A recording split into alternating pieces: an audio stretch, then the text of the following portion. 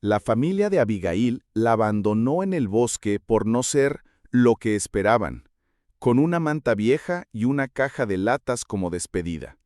Su madre, rígida y avergonzada, quiso corregirla con encierros y rezos, no con amor. Pero el destino tenía otros planes. Un guerrero cherokee apareció entre los árboles y le enseñó a resistir, no a rendirse. Y esperen a ver cómo esa joven silenciada terminó guiando a otros y enfrentando a los lobos con la cabeza en alto. La nieve caía en silencio, como si el cielo intentara suavizar lo que era imposible de dulcificar. El viejo camión de la familia Bennett avanzaba por el camino rural con lentitud, sus ruedas marcando surcos fríos en la tierra helada. En la parte trasera, Abigail apretaba contra su pecho una mochila azul con las cremalleras desgastadas y una etiqueta donde aún podía leerse su nombre, escrito con marcador infantil. Nadie le dijo a dónde iban. Nadie le preguntó si tenía frío. El silencio entre sus padres era pesado, como si las palabras hubieran dejado de servir. Su madre miraba por la ventana con los labios apretados. Su padre, con los nudillos blancos sobre el volante, no apartaba la vista del frente. Abigail conocía ese tipo de silencio. Era el mismo que invadía la casa cada vez que ella hacía algo raro, como hablar sola, leer durante la cena, quedarse mirando el cielo mientras los demás lavaban platos, cosas que nunca dolían a nadie, pero que para sus padres eran inaceptables. Al llegar al linde del bosque, ese punto donde la carretera desaparecía entre los árboles altos que marcaban el borde de la reserva Cherokee, su madre abrió la puerta sin una palabra. Abigail bajó en medio del crujido de la escarcha bajo sus botas gastadas. No entendía. ¿Era un paseo? ¿Un castigo? ¿Un malentendido? Entonces su madre habló, no con tristeza, ni con rabia, sino con ese tono firme que usaba cuando ya había decidido no escuchar. Arruinaste la boda de tu hermana Abby, con tus rarezas, tus discursos delante del pastor, tus crisis. Ya no podemos más. Abigail dio un paso atrás, confundida.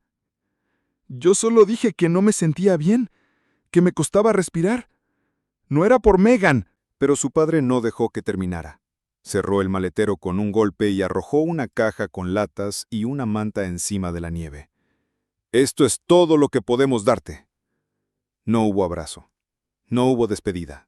Solo el chirrido de la puerta del camión al cerrarse. Abigail los miró sin parpadear mientras se alejaban. Las luces traseras fueron perdiéndose entre los copos hasta desaparecer. Y entonces el bosque la envolvió con su inmensidad. Tenía 18 años, niña para algunas cosas, demasiado adulta para otras. Una mochila, una caja de comida caducada y una manta que olía a naftalina. Y una cicatriz invisible que llevaba desde los 14, cuando un médico en Casper le dijo que tenía TDAH y que no todos los cerebros funcionan igual. Desde entonces, nada fue igual. Ni en casa, donde cada olvido era rebeldía. Cada lágrima era teatro. En la escuela donde su mente volaba más rápido que las tareas. Su padre decía que necesitaba mano dura. Su madre rezaba más y hablaba menos. Y Abigail simplemente aguantaba. Hasta ese día. El día en que, para su familia, dejó de ser hija y pasó a ser carga. El viento aullaba entre los árboles. A lo lejos, se oía el crujir de ramas. Quizá animales, quizá lobos. Abigail se sentó sobre la manta, sacó una lata y la sostuvo sin abrirla. Tenía frío, hambre, miedo, pero lo que más sentía era ese vacío extraño de saberse olvidada, no odiada, no juzgada, simplemente descartada. Y el silencio. Un silencio tan puro que ni sus propios pensamientos se atrevían a romperlo. Las primeras noches no fueron noches. Fueron espacios sin tiempo, donde el miedo y el frío borraban cualquier noción de horas. Abigail no dormía. Solo cerraba los ojos cuando el temblor se volvía insoportable, abrazada a la manta como a una promesa frágil. El suelo congelado le robaba el calor poco a poco, y aún así ella no se movía. Cavaba con las manos cuando la escarcha lo permitía, Hacía huecos entre las raíces para esconderse del viento. El bosque era inmenso, indiferente, como si observara en silencio lo que ella iba a decidir. A ratos lloraba, pero más a menudo solo escuchaba. Escuchaba el crujir de ramas, el murmullo de las hojas, y en su interior, la voz inconfundible de su padre. Eres una vergüenza, una decepción. Aquellas palabras no dolían por nuevas, sino por antiguas.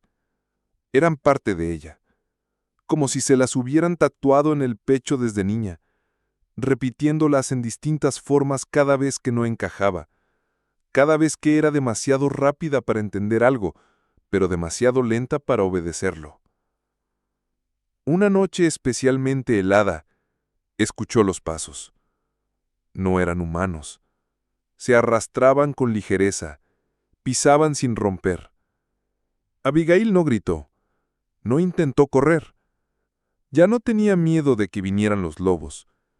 Parte de ella pensaba que si todo terminaba así, el mundo sería más sencillo. Pero los lobos no llegaron con furia, llegaron con hambre. Rondaban cerca, su aliento flotaba en el aire, espeso, pesado. Abigail sintió los ojos observándola entre los matorrales, brillando bajo la luna como luciérnagas inmóviles. Y entonces, algo dentro de ella se quebró. No en gritos, sino en silencio. Un silencio rendido. Y justo en ese momento, el destino se manifestó. Una silueta emergió del bosque, con la certeza tranquila de quien no teme ser parte de él. No era un salvador de cuentos, ni una figura celestial. Era un hombre. Alto, fuerte, vestido con pieles curtidas por los inviernos. Su rostro estaba parcialmente cubierto por una bufanda tejida a mano, pero sus ojos hablaban por sí mismos. Ojos profundos, intensos, como brasas en medio de la nieve. No dijo su nombre, no al principio. Solo se acercó despacio, como si temiera romper algo sagrado. Se arrodilló frente a ella, sin tocarla, sin invadir su espacio, y dijo, con una voz grave y serena, «No estás sola».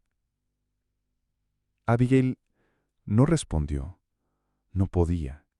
Solo lo miró, esperando descubrir en él alguna trampa, alguna mentira escondida. Pero lo único que encontró fue calma. Él la cargó en brazos, con una suavidad inesperada. No como quien rescata, sino como quien acompaña. La llevó a través del bosque, bajo las estrellas, hasta una cabaña que parecía más una extensión de los árboles que una construcción humana. El humo salía tibio por la chimenea. Afuera hacía frío, pero dentro había un calor distinto. Un calor que no quemaba, sino que aliviaba. Se llamaba Eli Blackhorse. No era joven ni viejo, pero su presencia tenía el peso del tiempo. Era un sanador, decían en la reserva. Un hombre que hablaba poco, pero que sabía escuchar incluso los silencios. Lavó las manos de Abigail con agua tibia y la envolvió los dedos con vendas suaves. Cocinó algo con hierbas y maíz y le ofreció un cuenco sin decir palabra. Esa primera noche no le preguntó quién era ni por qué estaba ahí. Y por eso, por primera vez en su vida, Abigail sintió que tal vez sí podía contarlo todo. Los días en la cabaña fluían como si el tiempo obedeciera a otros ritmos. No había relojes ni agendas, solo amaneceres tibios y crepúsculos tranquilos. Eli, sin imponer jamás, comenzó a compartir lo que sabía: cómo leer el movimiento de las aves, cómo diferenciar el paso de un ciervo del de un zorro, cómo elegir la leña que arde más lento y cómo cuidar del fuego para que nunca apague del todo. Abigail aprendía con una rapidez callada, no porque quisiera demostrar algo, sino porque por primera vez en su vida sentía que aprender tenía sentido.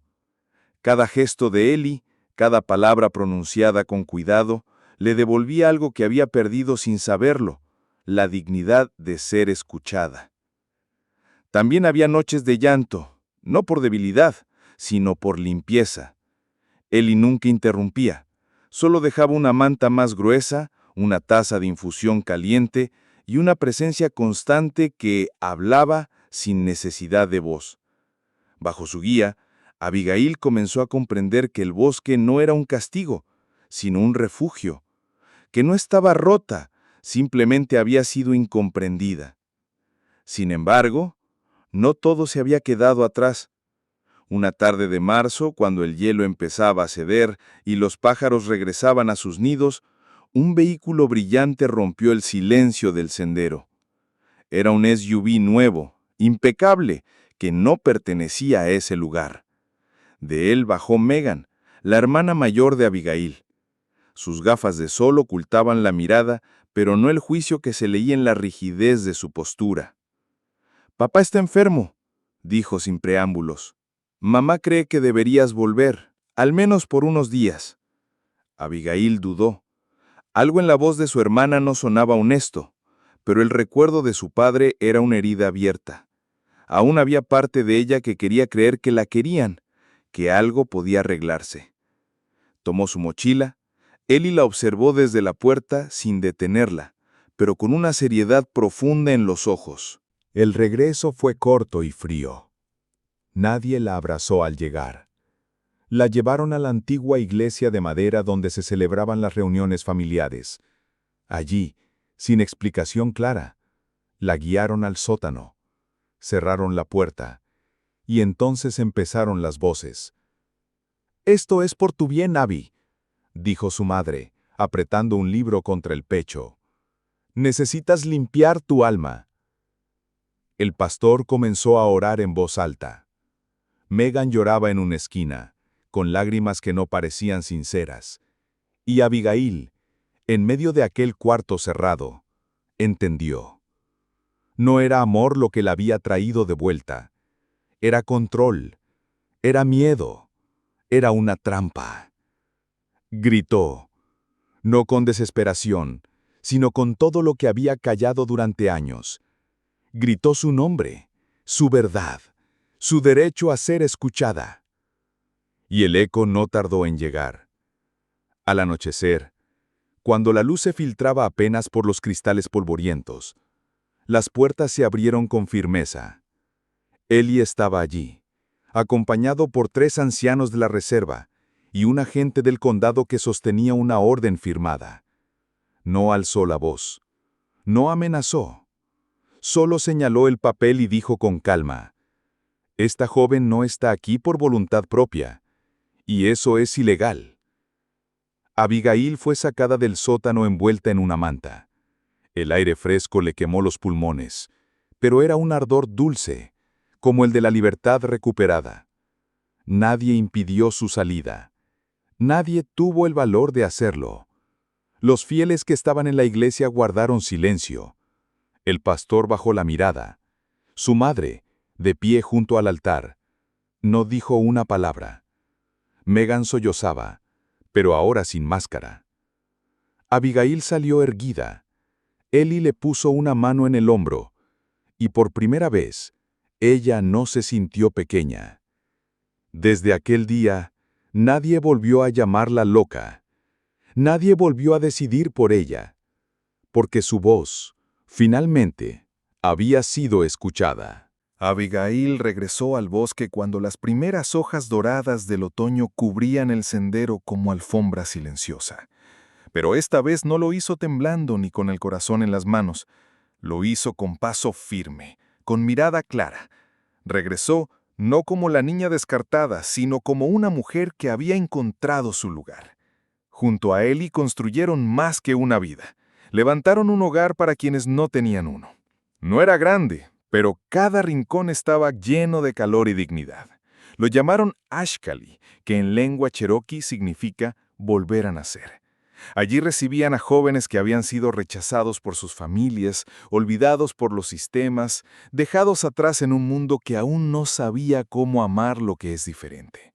Había chicos nativos que escapaban de conflictos en sus comunidades, chicas mestizas que nadie reclamaba, jóvenes queer silenciados en sus propios hogares, adolescentes que habían aprendido a callar el llanto pero no a calmar el dolor. Abigail no les prometía milagros, les ofrecía herramientas, escucha, paciencia. Eli les enseñaba a leer las estrellas, a sembrar, a encontrar sentido en el ritmo de la tierra. Y Abigail, a su modo, les enseñaba algo aún más valioso, que ser diferente no era una falla, sino una forma de resistencia. Aquel invierno fue duro. Las nevadas llegaron temprano, el frío se hizo intenso, pero Ashkali estaba vivo, el fuego nunca se apagó.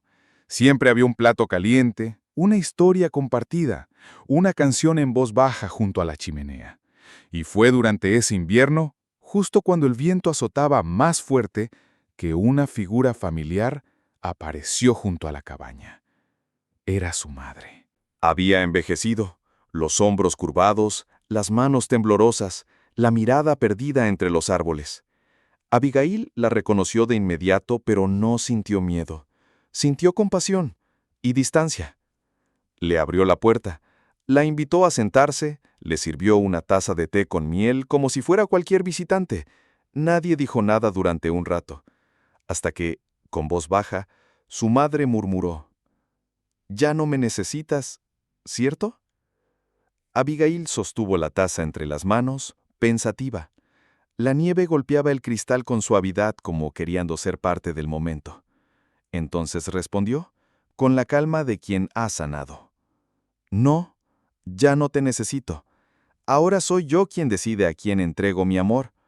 No había rencor en su voz, solo verdad. Eli estaba junto a ella. No dijo nada, pero tomó su mano con naturalidad, como si ese gesto sellara todo lo que Abigail había reconstruido. Su madre bajó la mirada. No hubo disculpas, pero tampoco hubo rechazo. Cuando la visita terminó, Abigail cerró la puerta con suavidad. Miró a su alrededor, la chimenea encendida, los rostros jóvenes sentados sobre mantas, Eli sirviendo pan recién horneado, y entonces lo supo. Por primera vez en toda su vida no se sentía rota, se sentía completa. No porque alguien la hubiera salvado, sino porque había aprendido a sostenerse, en pie, ante los lobos, y sin bajar la mirada jamás.